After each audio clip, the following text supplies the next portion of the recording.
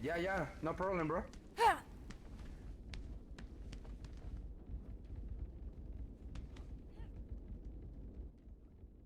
That's fucking crazy.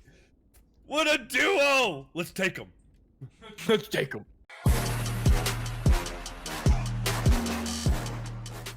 Welcome to the Ataquit Gaming channel. This is Whitaker, and today we're going to be talking about Last Oasis. More specifically, we're going to be talking about Last Oasis clans, and the different stigmas and misconceptions that a lot of people get when they think about Last Oasis clans.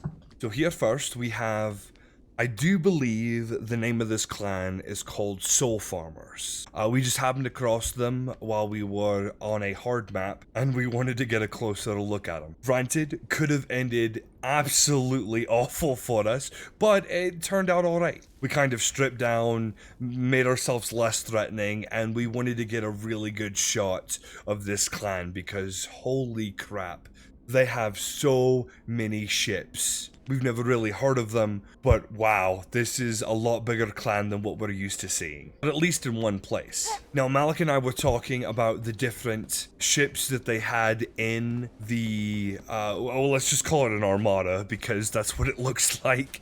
But the different ships that they had there, and like, what was the purpose of all of the ships? And what would make the perfect armada? I would like to know what a really good attack armada would be, or maybe like a fragment farming armada. There were some key ones that were missing that I would have put in, but maybe they didn't have them yet, or maybe that this works better for them. But they had everything from 3-4 toboggans, some stilettos. I saw a molluscan there.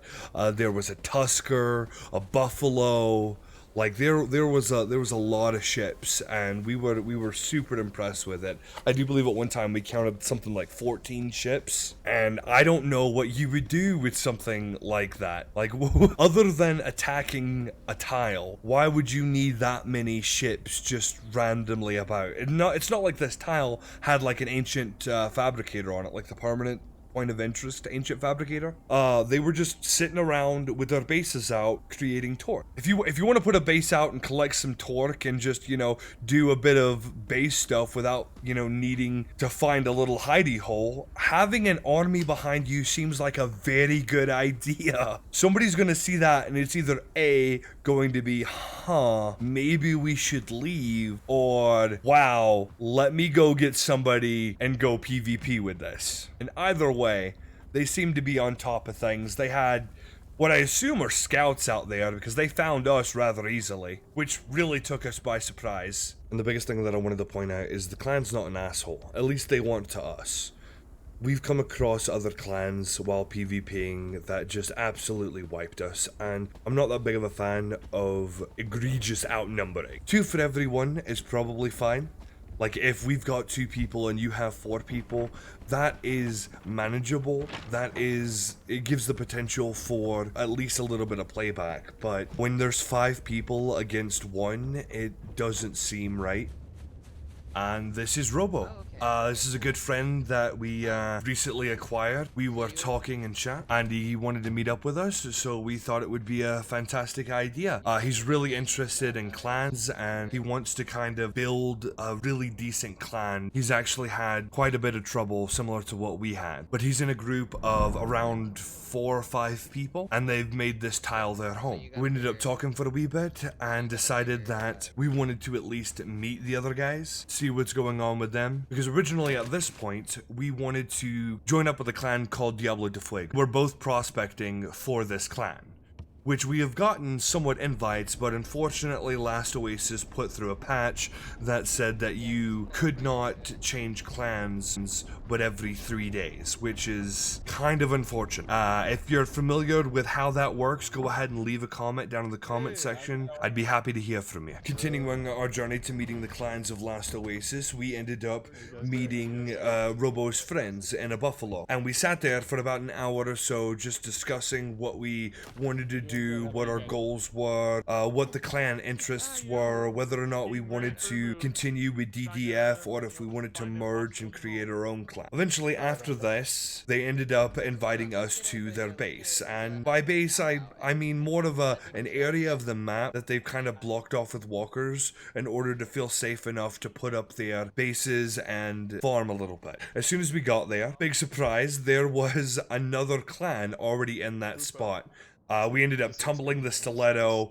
We thought we were going to be in for a fight. It was awful. It turns out that it was actually a guy that used to run with Robo for a while that branched off and made his own clan. So at this point in time, there were 3 friendly clans in the same area. It was actually pretty freaking awesome. And we ended up gathering around, getting a little powwow going, and discussing what we wanted to do. Alliances, mergers, we traded Discord information, and I thought it was really cool that all of us were able to get together like that and move forward as kind of like a group. And here our last example on how awesome clans can be. This guy's name is Mist. He's part of the group that Robo was in, that whole clan, and he was helping us out a bit. He heard the story about how we got wiped by Get Looted, and he knows the struggles himself, so he was really wanting to help us out as much as that he could. So we ended up spending something like 8 hours or so putting everything together, getting our base going. He brought out his big base and let us basically pick through the thing to see what we needed to get our crafting stations back up and going. Because when Get Looted ended up wiping us, they also took all of our quality crafting stations and everything. So we literally started from scratch at this point. And man, is this guy a consistent farmer. Holy crap. He knows the grind. I do believe one of the examples were we were asking him whether or not he had some Rupu vine because we would have ended up building something that needed it. Not quality Rupu vine, just regular Rupu vine. It was like, oh yeah, sure, I've got a whole chest full of it. That is ridiculous. Like, I've actually gone on a 10 times private server and farmed up Rupu Vine, and to get a whole chest of it, it's still a decent amount of dedication. So he's actually gone out there and hard farmed. And I was super excited to meet these guys and have him on the team because it made our lives so much easier from coming back from that full wipe. The man's on just about every day, consistently doing what he needs to do to continue on with Last Oasis and help his clan out. And that's just super awesome to me. So what we ended up doing is we created a private server so right now our clan that we're allied with, the DDF, is running into some issues trying to grab up a tile, which means that we're not very protected from a lot of the larger clans. So we've actually moved over to the private server to do test functions and stuff like that. And what we'll end up doing is we'll put out a few videos and see all the different types of builds, walker builds, armors, weapons,